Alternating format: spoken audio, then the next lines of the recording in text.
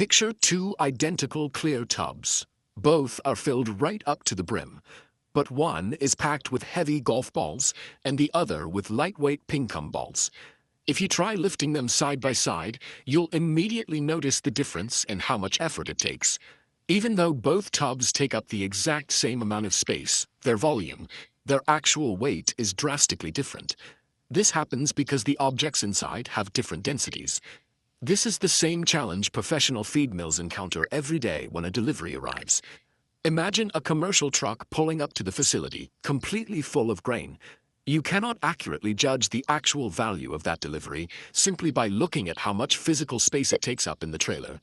To the naked eye, the trailer looks totally full, but that truck could be packed with dense, highly valuable golf balls, or it could be full of hollow, damaged ping-pong balls.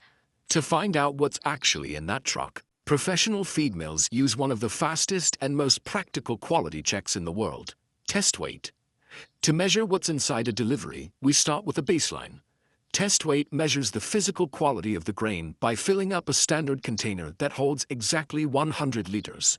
In Australia and many other regions, this specific volume measurement is called hectolitre weight, or HLW. The calculation is straightforward. You take that 100-liter volume of grain and weigh it in kilograms. The result is expressed as kilograms per hectoliter. By holding the volume constant at 100 liters, the differences in density become obvious.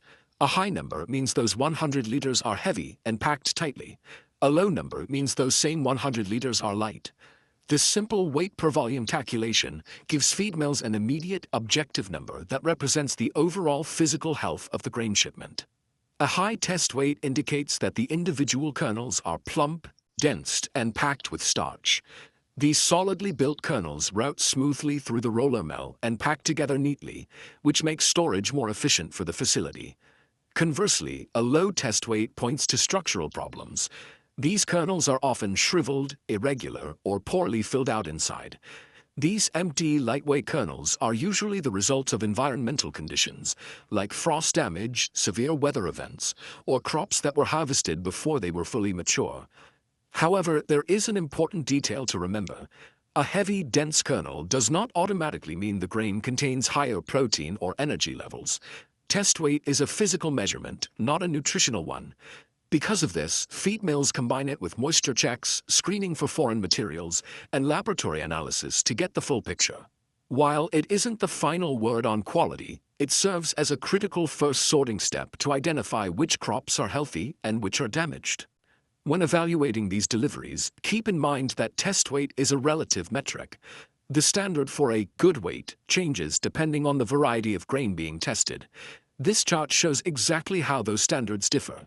A naturally lightweight grain like oats will have a much lower target weight range than a dense grain like corn.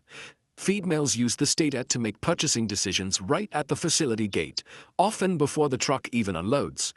Knowing the density of the shipment allows operators to predict how the grain will behave in the machinery and adjust their storage plans.